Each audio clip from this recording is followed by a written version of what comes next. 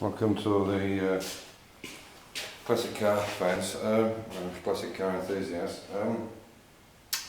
I've just got back from Vienna tonight, and I had some emails from some guys, and so I've decided to do a quick show and tell, whatever you want to call it.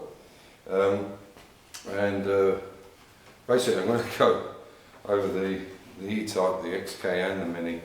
It's just a couple of quick things. So the first one is I've got an email from Steve. He's in the UK, and he's putting a new sender unit in his E-Type. He's got a Series 1, and he was asking me about the gasket. So what I'll do is I'll pick the camera up and we'll go over that. The other one was from Alan and Jane. Well, he sends his emails through I guess it's his wife's phone, about the breather pipe. And I'll do that. I'll lift the bonnet up and I'll show you where it is on mine. And then just something on the Mini and something on the XK. So I'll pick up the camera and I'll show you what we're doing. So the first thing is Steve asked me about this sender. So as you can see, I'll put this light on. So as you can see, this is the sender he's talking about, and he's asking me about sealant. Now, I didn't use any sealant at all. I've used a brand new rubber gasket. Obviously it's a brand new tank as well. Tank was rotted out that I had, and I didn't put any sealant at all on it because it's rubber. With a gasket one with a pickup, that's a different story altogether, but I wouldn't put anything on there at all because it might affect the rubber. As long as you tighten it down well enough, shouldn't be a problem. So that's the first one. That's Steve. So and Alan was asking me about this. So it's basically the breather pipe. So basically, okay, it goes there into the back of the air box and then onto there, which is breathing from the engine. And what also is good with these things, you can take those two bolts off on that front cap there and check the gauze that it is breathing properly. But that fits straight on there with a Jubilee clip. But this is kind of like a paper with wire in it, and they fit perfectly on both ends because there's a step down on there, and it fits perfect on this end as well. So it just goes down around, you can see there, and then up onto there. So I hope that helps, guys. That's for the two E-Type guys. Okay, the next thing was for the XK. You can see in this XK book that this half shaft's on a taper. You can see it there, and there's a keyway all the way on it. That's not very good, but you can see there's a keyway on it. In fact, how's that? That's better. Let's turn this thing off.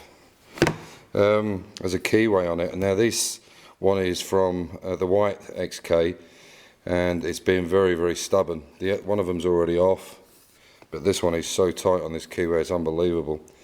So I went out and bought this puller, and I've actually had it rammed right up and it's still not moving. So I think what we're going to have to do is put some heat on it and then try it again and set it up and see if it'll come out. They've got to come off, but I don't think this has been apart for, I don't know, 40 odd years. Maybe it's never had a bit wheel bearing in it. There was very low mileage on it, so maybe it's never had a bearing. Okay, so that's for the XK guys. So I'm trying to do a bit for everybody tonight. Okay, the other thing is I wanted to, when I was talking to the guys about the Minis the other day, and I told you that I'd taken out this wiring loom for the Mini Cooper and took it out in one shot.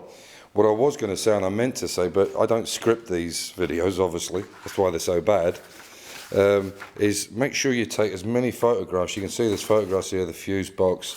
This is the main wiring from here. Take as many photographs as you can. In fact, while you're doing a restoration, take photographs all the time, because if you're 3 months, 6 months, a year, 2 years, who knows, believe me, you'll forget. I mean, I had the E-Type stripped down for over 2.5 years, 3 years, and I really had to go back to the photographs to remember certain points. So for your wiring, for anything like that, take a photograph before you pull it apart. And one good piece of advice is check the photographs first before you download them, do whatever you have to do, but check them first before you go dumping them off your camera, because you can get ones and you think, oh, it's a nice shot, and then when you go to look at it, it's misty or it's got the light's wrong or whatever. So actually check them out first, guys. But really, if you're doing any restoration, anything at all, take photographs as many as you can. With digital cameras, it's not as though you're paying for it, so you can take thousands and thousands of them.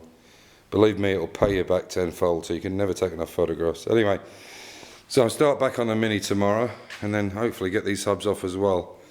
So that's what we're at. So a little bit of everything tonight, a bit of the Mini, a bit of the XJ, and a bit of the E-Type. So yeah, thanks for watching in. I hope you're enjoying them, and then I'll put up a video tomorrow when I work on the Cooper.